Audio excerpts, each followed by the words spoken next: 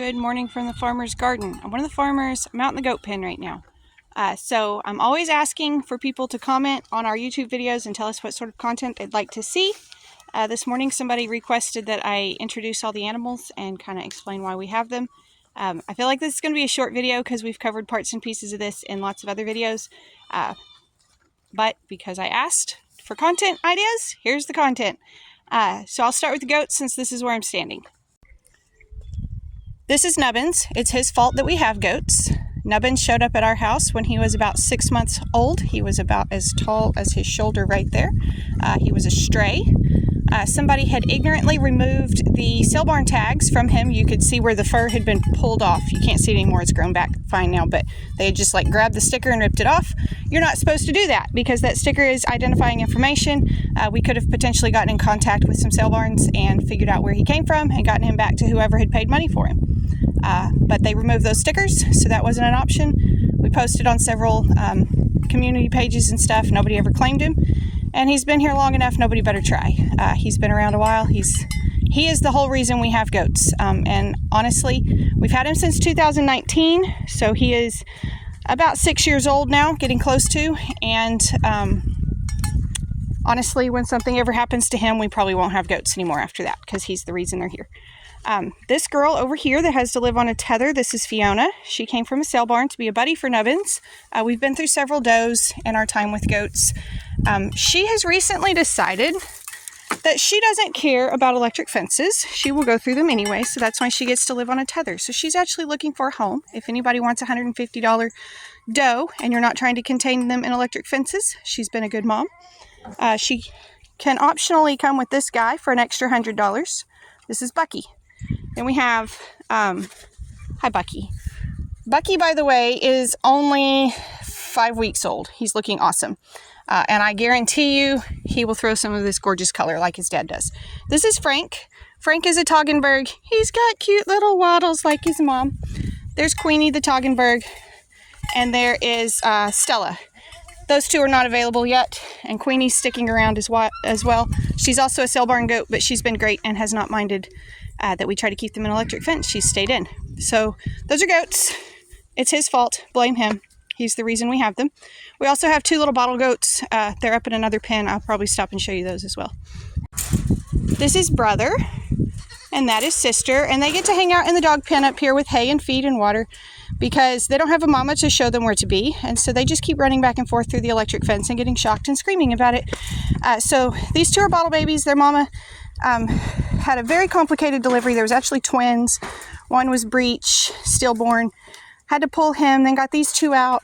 And then she ended up having to be put down from, I guess, injuries related to that, I guess is how we would describe that. Anyways, these two are available $100 each or $175 if you want them both. We only have them because their mama died. I don't have time for bottle babies, even though they're adorable. We also have 4 very large dogs who I'm not going to introduce you to by name just because I don't want to. They're over there. They're huge.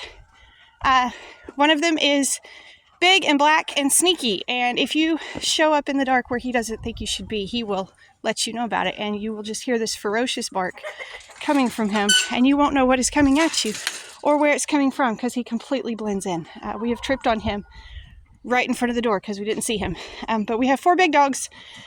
Their job is mainly entertainment and to kind of guard against predators and stuff around. All right, now we're in the chicken pen. We don't have nearly as many chickens as I would like. My goal last year was to get up to 100 laying hens. We touched it briefly, and then we had to come back down because we had some older birds that really needed to be sold. So we are 60-ish right now. And it is laying time of day, so they're very noisy in here. But I was specifically asked, why do I keep each animal? And if anybody has helped me out yet, I will show you. Yeah, right under her. That's the reason we keep them. Those eggs in there. Right under there. There's a fresh one, still nice and shiny. That's the reason we have the chickens. We sell all of the eggs from this pen. All of these get sold. These chickens over here are a breeding flock. We collect their eggs and put them in an incubator.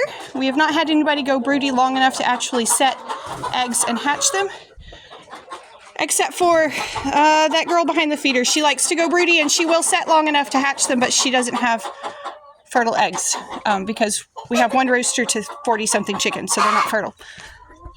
And we collect them every day, so she doesn't have a chance to hatch them. So what goes in the incubator is hatched for these adorables right here. They're going to look funny because of the red heat lamp on them. They have an odd color. I will get lots of different colored chicks. These are about a week old, looking pretty good in the brooder. And their goal is to grow up. The males will become meat for our family. We do sell a few of those whole chickens as we process them, but mainly the roosters end up being meat for our family. And then the females in there will be laying hens to join our production flock. We're aiming for somewhere between 150 and 200 chickens by the end of 2025. Somewhere around the farm, there are 2 cats. They have a very obvious job. Their job is rodent patrol. One of them is strictly an indoor cat now because she is also an emotional support cat for our 9-year-old. And she decided that she wanted to run away for 12 days back in December and the first part of January. And so now she is strictly inside. So she helps out with entertainment inside. And if any rodents were to happen to get inside, she would take care of those pretty quickly. That has not been a big problem for us. The other cat is somewhere, and her job is rodent patrol outside. She's very good at hiding in the feed room and stuff like that, looking around for them. And then I was going to try to show you the ducks, but I believe all the ducks are in the woods this morning. We have 2 males and 5 female ducks, and we do collect the eggs that they lay. I do not even see them, not even in the woods. Where did they go? The ducks wander far. We do collect the eggs from the ducks, but their main job is fly patrol around the coops. Sometimes ducks can actually create situations that bring more flies around, so sometimes that feels a little backwards, but they are pretty good at bug control and weeding. They have stomped and weeded out things pretty good. Chickens tend to scratch and not eat the whole plant. Ducks will graze it to the ground, in my opinion. But ducks are mainly fly patrol, and we do collect the eggs from them. We may try putting some of their eggs in the incubator later this year. I don't know.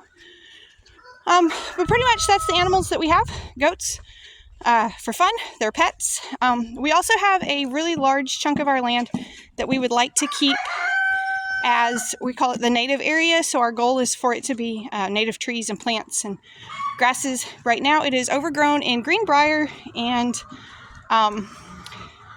different things like that we don't need around. And so our goal, partly for the goats, is to be able to get a fence up around that area and let them be able to graze that area out and clear out some of that greenbrier and underbrush so that that can be a healthier ecosystem. Because when it's too crowded like it is right now, too overgrown like it is, the deer and other critters don't like it as much as if it's cleared out some. So that is, I suppose, an alternative use for the goats. But mainly they're pets.